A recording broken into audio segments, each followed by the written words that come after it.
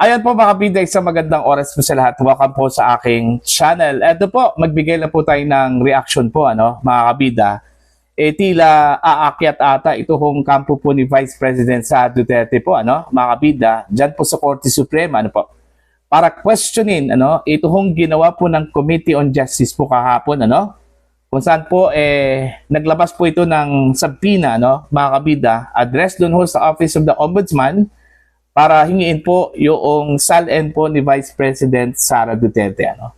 Which is, ang tingin po ng kampo po ni VP Sara, malinaw po na parang nagkakaroon na po ng mini trial po, mga kabida, ito kong Committee on Justice, which is exclusive sana mga kabida ito, sa Senado, okay, bilang impeachment court, Ang role lang daw ng House Committee on Justice o House of Representatives is to initiate ito hong impeachment proceedings po, laban ho kay Vice President Sara Duterte.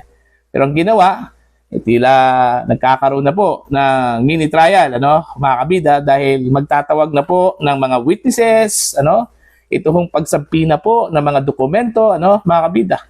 Alright, meron pa ngang sinabi po, ito hong si Chairman Jervil Luistro po, mga kabida, na magpalabas daw sila ng subpoena sa mga bangko kung saan po ay meron pong mga bank accounts, ito hong si Sara Duterte at yung kanya hong asawa po, na si Attorney Manscarpio po, mga kabida.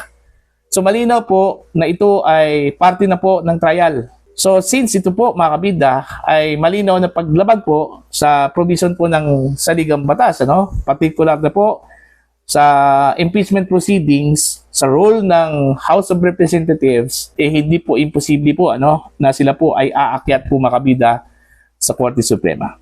Eto, babasahin ko lang po ito hong article ng The Philippine Star, Vice President Sara Duterte's defense team signaled Wednesday, March 25, it is open to challenging the House impeachment proceedings before the Supreme Court as it insists the Justice Panel's decision to issue subpoenas and compel witness testimony and unconstitutional exercise of power. Lawyer Michael Pua, who is spokesperson and himself part of Duterte's team of lawyers, said a Supreme Court petition is always a possibility, though he declined to say when or whether they would file one. Mga kabida, po. Ito yung sinabi po ni Attorney Pua po, mga kabida, Our job as lawyers is to protect the client and the rights of the client against harassment and all of these kinds of things. And right now, what we're saying is that it's always a possibility, Pua said at a press conference when asked about possibility they would challenge the proceedings before the High Court. So, yun, malaki po ang posibilidad po, mga kabida, na aakyat po sila sa Korte Suprema dahil po dito sa tila tingin po ng kampo po ng Vice Presidente, ginagawa na po ito hong mini trial, mga kabida. Kasi yun nga magtatawag po ng mga witnesses, mga kabida, at magpalabas po ng mga subpoena, Okay, kagaya ng sinabi po, mga kabida, ni Congresswoman Jervil Luistro na maglabas daw sila ng mga subpoena address po sa mga bangko kung saan po meron pong mga bank accounts. Ito hong si Vice President Sara Duterte at ito hong si Attorney Manscarpio po, mga kabida. Matagal na po, hindi po kinikilala po ng kampo po ni VP Sara po, mga kabida, yung jurisdiction po mismo ng House Committee on Justice. Kaya nga, kung napansin po ninyo, mga kabida, yung isinabmit po na sagot, ni VP Sara dun ho sa mga alegasyon laban po sa kanya, meron pong nakalagay po doon answer ad cautelam po, dahil malinaw po na meron po silang caution, okay, o pag-alinlangan po, mga kabida, dun ho sa jurisdiction po ng House Committee on Justice, okay, na anytime without prejudice po, mga kabida, okay, pwede ho nilang questionin yan, dyan po sa Korte Suprema. Tila mapaaga ata, dahil sa ginawa po ng Committee on Justice po, mga kabida. Malinaw po na isang fishing expedition po ito hong ginawa po ng Committee on Justice na naglabas po ng subpoena addressed to the Ombudsman para hingiin po yung SALN po ni Vice President Sara Duterte, Ito po ang punto po mga kabida kahapon ni Attorney Rufus Rodriguez. Kung bakit po kailangan po hingiin po ang SALN. So ibig sabihin daw, wala hong ebidensya ang complainants. Gusto lang po nilang makakuha po ng dokumento para gawing ebidensya. Kumbaga, nauna po yung pag-file po ng complaints bago po ang ebidensya po, mga kabida. Alright? Tapos meron pa pong sinabi po si Congressman Ridon na isusumpina daw niya yung, anong tawag po dito? Law firm. Hindi naman po parte sa complaints yun, mga kabida, po. Okay? At saka, ang tingin po makabida ng defense team po dito, yung ginagawa po ng House Committee on Justice, parang trial na po ito. Parang mini trial na po makabida. Which is, wala ho silang authority to conduct. Kasi po, malinaw po sa ating saligang batas po, mga kabida, na ang exclusive lang po na magkaroon po ng trial sa impeachment, mga kabida, ito ang Senado bilang impeachment court. At hindi po itong House Committee on Justice or House of Representatives dahil yung kanilang function lang po dito mga kabida is to initiate the proceedings. Bago po ito dadalhin dun po sa Senado mga kabida. Okay? Tila nasubrahan ata itong House Committee on Justice doon ho sa guidelines na inilatag po ng Korte Suprema po.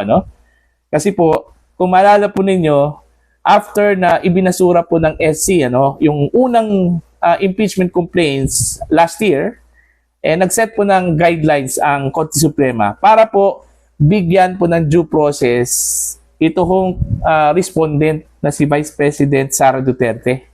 Kasi nakita po ng SC mga kabida doon ho sa unang impeachment complaints, na hindi daw binigyan ng due process at nilabag daw ang karapatan po ng Vice Presidente mga kabida. Kaya siguro maingat itong Committee on Justice. Okay? Ginawa po nila yung sinet na guidelines po ng Korte Suprema. Kaso lang po nasubrahan po nasubrahan po o sinadya po mga kabida na ito po ang gagawin po ng Committee on Justice. Kasi doon pa lang ho sa hindi ho pagsipot mga kabida ni VP Sara, sa unang araw po ng pagdinig po kahapon, pumalag na po ito hong mga miyembro po ng Committee on Justice, mga kabida.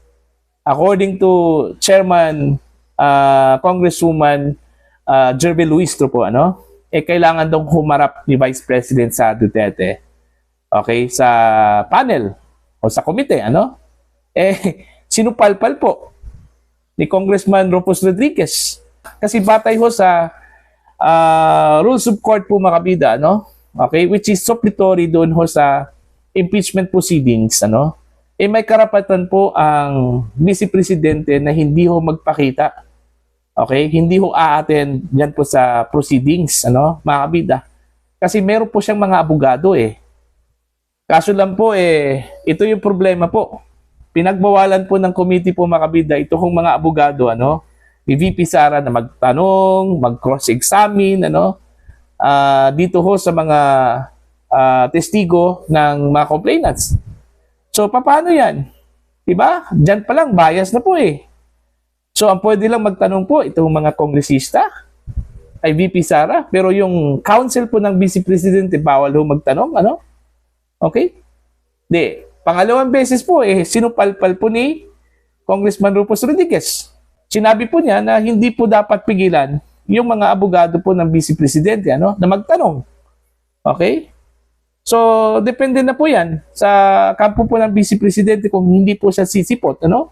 She will bear the consequences daw, mga kabida, sabi po ni Congressman Rodriguez.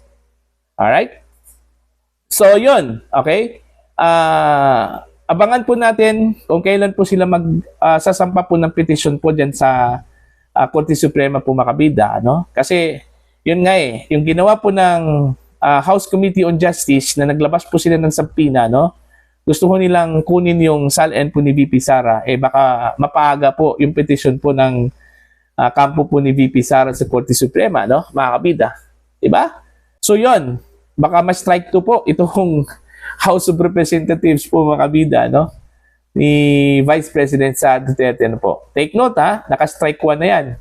Okay? Nung ibinasura po mga kabida ng SC at idineklarang unconstitutional po yung unang articles of impeachment po na inihain po ng Kamara de Representante diyan po sa Senado.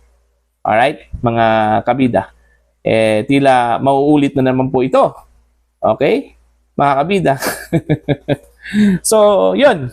Para po sa inyo, ano po ang inyong tingin at pananaw ko dito, sa tila gumagandang telenovela po dito sa impeachment na proceedings, laban ho kay Vice President Sara Duterte, mga kabida, po.